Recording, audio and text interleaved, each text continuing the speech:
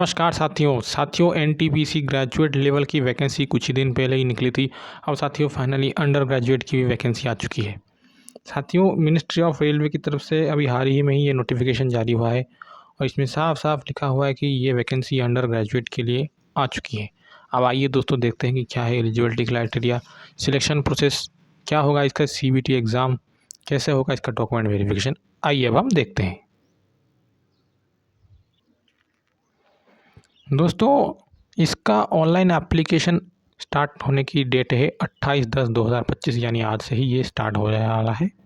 साथियों इसके बाद है इसका क्लोजिंग डेट 27/11/2025 को है और इसका पेमेंट करने की आखिरी डेट है 29 तारीख को। साथियों अगर मान लो कि आपने अप्लाई कर दिया और अब आप इसमें करेक्शन करना चाहते हैं तो इसके लिए आपको 30/11/2025 से 9/12/2025 तक का समय मिलेगा। समझे आप लोग।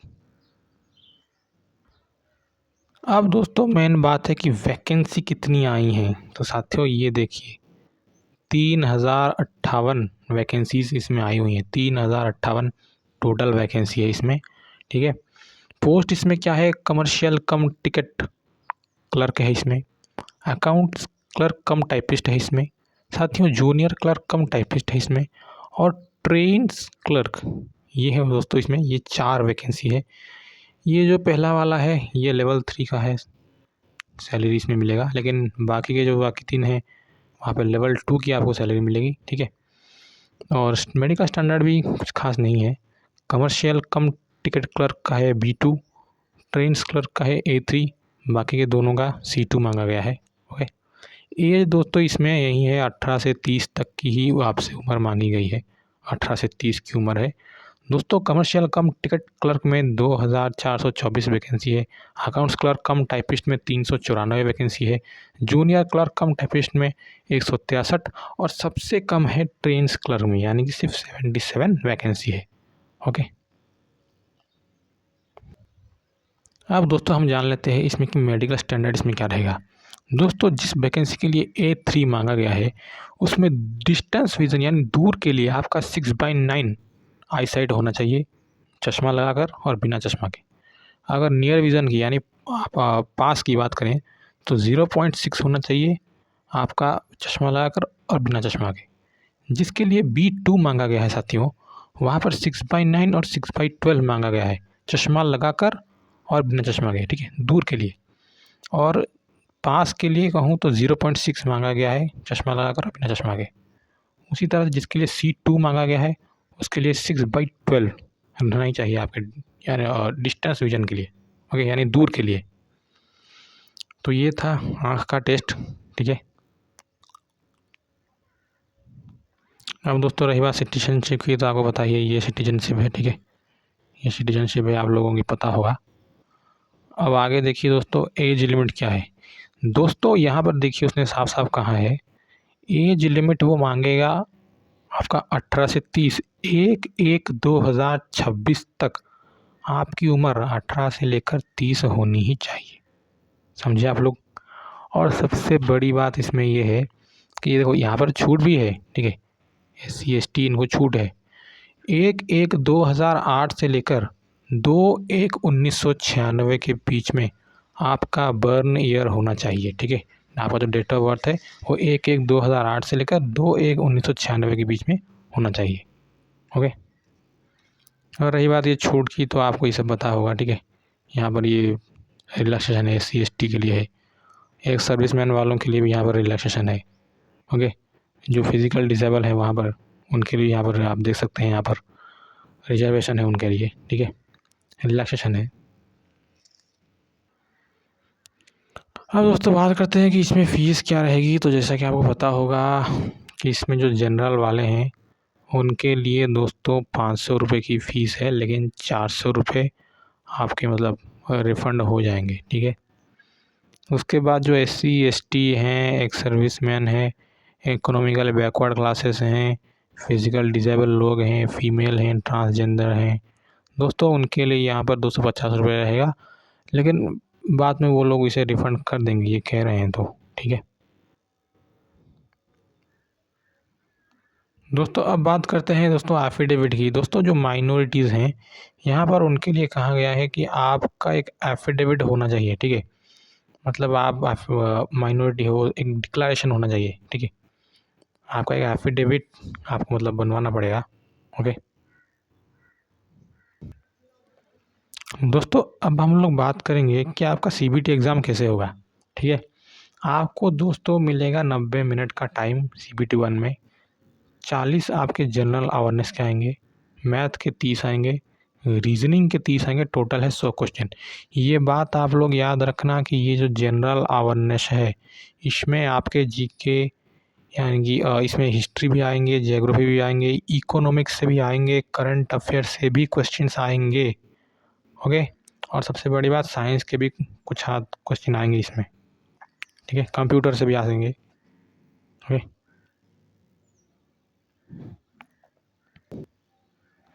अब दोस्तों बात करते हैं कि इसमें क्या क्या आएंगे, ठीक है। मैथमेटिक्स, जनरल इंटेलिजेंस, रीजनिंग और जनरल अवेयरनेस ये तो आपको पता है।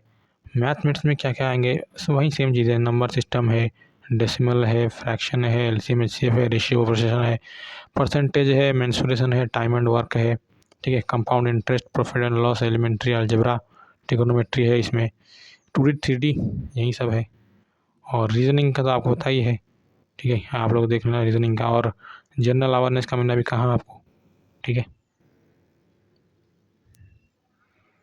अब दोस्तों देखिए सीबीटी 2 में क्या होगा, यानी second stage computer based test exam में क्या होगा दोस्तों एक बात को आप लोग याद रखना, इसमें ये साफ साफ कह रहा है कि जितना भी वैकेंसी आया है सीबीटी 2 के लिए वो उसका 15 गुना ही बच्चों को लेगा, समझे।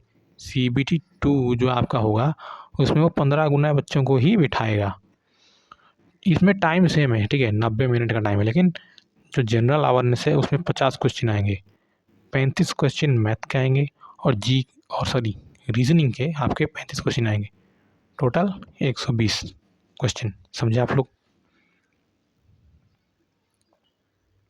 अब दोस्तों बात करते हैं कि टाइपिंग टेस्ट की। दोस्तों इसमें ये साफ साफ कह रहा है कि जो जूनियर क्लर्क कम टाइपिस्ट है और अकाउंट्स क्लर्क कम टाइपिस्ट है इनका दोस्तों टाइपिंग टेस्ट होगा। जी हाँ, इनका टाइपिंग टेस्ट होगा।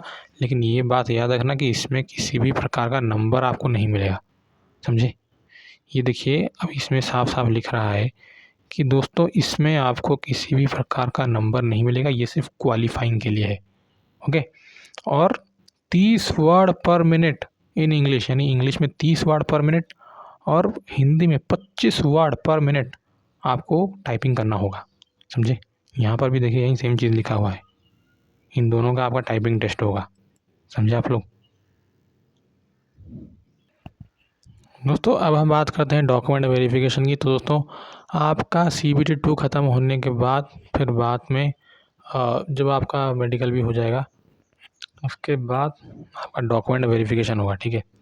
डॉक्यूमेंट वेरिफिकेशन में साथियों वो लोग आपसे जो डॉक्यूमेंट मांगेंगे आपको वो डॉक्यूमेंट उन्हें दिखाना पड़ेगा। जैसे कि देखो नॉर्मल चीज़ें क्या है, वही आधार कार्ड, 10th 12th ग्रेजुएशन का सर्टिफिकेट, ठीक है, डोमिसाइल, कास्ट, एजुकेशन सर्टिफिकेट आपका जो भी है, यही मतलब नॉर्मल चीज़ें। अब इसके अलावा अगर वो लोग कुछ और आपसे मांगेंगे तो आप लोग वो देना, ठीक है। हालांकि यहाँ पर तो ऐसा कुछ लिखा नहीं है कि क्या क्या डॉक्यूमेंट चाहिए। ये जो डॉक्यूमेंट का यहाँ पर लिखा हुआ है 13.5 पैराग्राफ में, यहाँ पर कहीं भी नहीं लिखा कौन सा डॉक्यूमेंट चाहिए, ओके।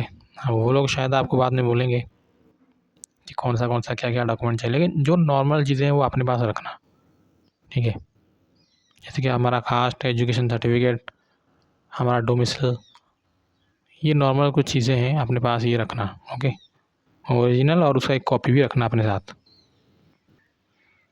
अब दोस्तों ये रहे हमारे जो आरआरबी हैं, ठीक है, वेबसाइट है आरआरबी वेबसाइट। ये देखिए ये है आप लोगों का आरआरबी। आप जिस आरआरबी के अंडर आते हैं आप लोग वहाँ पर जाकर फॉर्म भर सकते हैं, ठीक है। ये रहे आरआरबी के वेबसाइट्स। दोस्तों अब हम लोग देखते हैं कि किस आरआरबी में कितनी वैकेंसी है। ये देखिए आरआरबी अहमदाबाद है, ये आरआरबी अजमेर है, ये बेंगलुरु है, 54 वैकेंसी इसमें। भोपाल है, ये 123 वैकेंसी है, ठीक है। ये आरआरबी भुवनेश्वर है और ये यहाँ पर आरआरबी बिलासपुर है, यहाँ पर ये आरआरबी चंडीगढ़, चेन्नई, गोरखपुर, ठीक है। अपना आरआरबी तुम लोग देख लेना ठीक से कि तुम्हारे आरआरबी में कितना वैकेंसी आया है। तो यहीं तक था ये आरआरबी तिरुवनंतपुरम, यहाँ तो 86 है, ठीक है। तो टोटल इतनी ही वैकेंसी है, ओके। तो अपना प्रिपरेशन रेडी रखो और भरो फॉर्म।